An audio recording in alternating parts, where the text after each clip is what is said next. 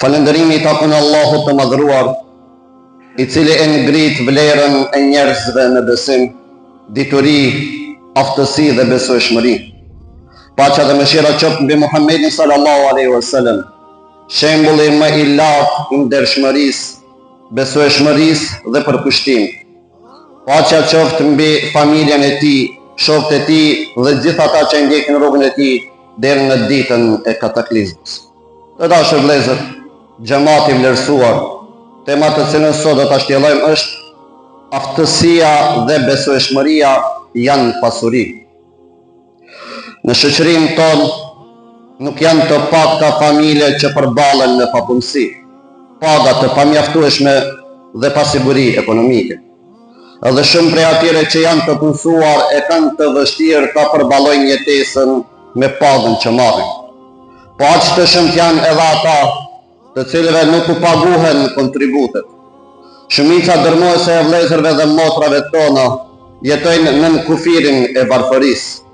I mirë është ai vend, bijtë dhe bijat e të cilit dëshirojnë me zjarr ta lënë atë sa më larg, vetëm që të mund të organizojnë jetën e tyre në mënyrë dinjitoze. Ajo që është edhe më e rëndë se gjithçka që u përmend, është humbja e shpresës. Nuk shihet asnjë rrugdalje nga kjo agoni. Madje nganjëherë krijohet përshtypja se askush nuk e kërkon atë. Ata që duhet ta kërkojnë dhe punojnë pa u lodhur për ta zgjatur zgjidhjen, jetojnë shumë mirë. Çdo ndryshim në dobi të këtyre të varfëruarve rrezikon interesat dhe pozitën e tyre. A ka qenë ndonjëherë kështu? A kanë jetuar njerëzit para nesh në kushte të tilla, apo ndoshta edhe më të vështira? Adi ibn Hatimi, Allahu qoftë i kënaqur me të, tregon se një herë në praninë e Muhamedit sallallahu alaihi wasallam u fol për varfërinë, skamjen dhe pasigurinë. Atëherë Muhamedi sallallahu alaihi wasallam tha: do të vijë një ditë kur një grua do të mund të udhtoj e vetme nga Hira deri në Hadramaut dhe nuk do të ketë frikë nga asgjë tjetër përveç kafshëve të egra. Adiu thot, kur e dëgjova këtë, u habita. Me vete thosha, si është e mundur kjo, kur ende ekzistojnë kusarët e fisit taj. Pastaj, Muhamedi sallallahu alaihi wasallam vazhdoi, tha do të vijë dita kur do të ndani mes jush pasurit nga thesari i Kisrës. E pyeta tha, o i dërguari i Allahut, apo flet për thesarin e Kisrës së Persisë? Ai u përgjigj: po, për thesarin e Kisrës së Persisë. Habia ime tha, u shtua edhe më shumë, sepse në atë kohë Persia jetonte ditët e saj më të lavdishme dhe më të fuqishme. Pastaj Muhamedi alayhis salam vazhdoi: do të vijë një kohë kur njeriu do të ecë me armë në dorë, por nuk do të gjejë askënd që t'ja japë. Adiu thot, ditë të parat i kam përjetu, ndërsa të tretën, nëse Allahu xhalleshanu ma zgjat jetën, ndoshta do ta përjetoj. Ai nuk e përjetoi këtë periudhë të tretë, por ajo erdhi në kohën e sundimit të Omer ibn Abdul Azizit, kur nuk kishte njeri që pranonte zekatin. Në atë shtet, të cilin shumë e quajnë sundimtari i pestë prej khalifave të drejtë, e që ishte rreth 30 herë më i madh se Turqia e sotme, nuk kishte njeri që mund të quhej i vapër. Kjo ngjarje, të cilën e transmetojnë Buhariu dhe Ahmedi ibn Hanbeli, përveç se dëshmon aftësinë e Muhamedit sallallahu alaihi wasallam për të paralajmëruar ngjarje të së ardhmes, dhe kështu vërteton profecinë e tij, na mëson edhe se është e mundur të ndryshohet gjendja. Është e mundur të kalohet nga pasiguria në një shoqëri të sigurt, ku nuk ka frikë nga hajdutët dhe kusarët. Është e mundur të kalohet nga një pozitë e parëndësishme politike dhe ekonomike në një pozitë respekti, duke i dhënë vendit ndikim në zhvillimet rajonale dhe botërore. Po ashtu, është e mundur të kalohet nga varfëria dhe varësia ndaj të tjerëve në një shoqëri ku askush nuk shtrin dorën për të kërkuar ndihmë. Muhamedi sallallahu alaihi wasallam në rrugën drejt ndërtimit të një shoqërie ku të gjithë të ishin të sigurt, investoj në edukim dhe arsimim, duke i bërë të gjithë njerëzit të barabartë para ligjit. Shoqëria jonë përballet me një numër të madh grabitjesh, vjedhjesh dhe sulmesh të ndryshme, e shpesh autorët janë të mitur.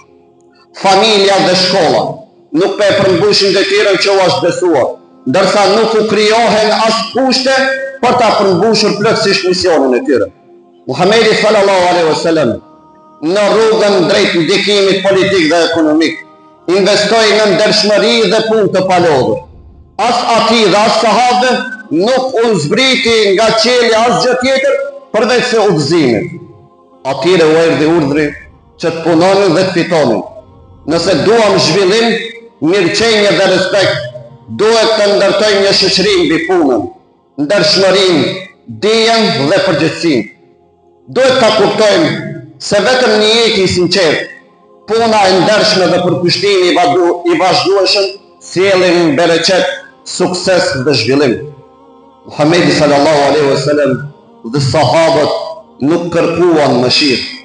Me punë dhe përkushtim ecën drejt respektit dhe vlerësimit. Për të arritur në një shoqëri me një siguri sociale aq sa të fortë, sa në disa vende nuk gjendej kush pranonte zakatin, nuk mjaftoi vetëm koha e të dërguarit të Allahut.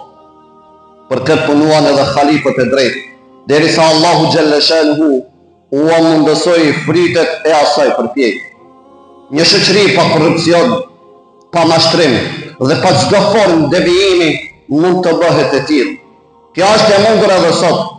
Sahabët nuk flisnin për varfërinë vetëm në praninë e Muhamedit sallallahu alaihi wasallam, edhe më vonë ndronin për një jetë më të mirë. Kur Omeri, Allahu qoftë i kënaqur me të, ishte halif, shkoi te një grup sahabësh që po bisedonin dhe po imagjinonin pasuri të mëdha, të cilat do të shpenzonin në rrugën e Allahut xhalla shanu wa xhalla jalalu. Ata thoshin se do të dëshironin të kishin shtëpi të mbushura me arë dhe argjend për t'i dhënë sadaka dhe për ta ndihmuar misionin e Islamit. Omeri dëgjoi dhe pastaj tha: unë do të dëshiroja të kisha një shtëpi plot me njerëz të aftë dhe të besueshëm, si Sejid ibn Amir el-Jahmi, që të më ndihmonin në drejtimin e shtetit. Ja pra, Omeri, Allahu qoftë i kënaqur me të, na ka lënë recetën për shërimin e shumë sëmundjeve të shoqërisë. Çdo amanet dhe çdo përgjegjësi duhet të besohet njerëzve të aftë dhe të besueshëm, sepse vetëm kështu ndërtohen drejtësia, besimi dhe përparimi i një shoqërie. Çdo shoqëri dobësohet kur përgjegjësitë u besohen njerëzve sipas interesave personale e jo sipas aftësisë dhe besueshmërisë. Islami na mëson se amaneti duhet të jepej atij që e meriton. Omeri, Allahu qoftë i kënaqur me të, e din të mirë, njerëzit e aftë thoshte janë pasuri. Ata janë ari dhe argjendi që me shkëlqimin e tyre ndriçojnë në rrugën e daljes nga agonia. A mund të vinë në shprehje në shoqërinë tonë këta njerëz të aftë dhe të besueshëm? Me këtë pyetje do ta përfundojmë hutbën e sotme dhe do ta lutim Allahun e madhruar që të na ndihmojë me njerëzit e aftë dhe të besueshëm që gjenden mes nesh. Amin. Wa akhiru da'wana wa alhamdulillahi rabbil alamin.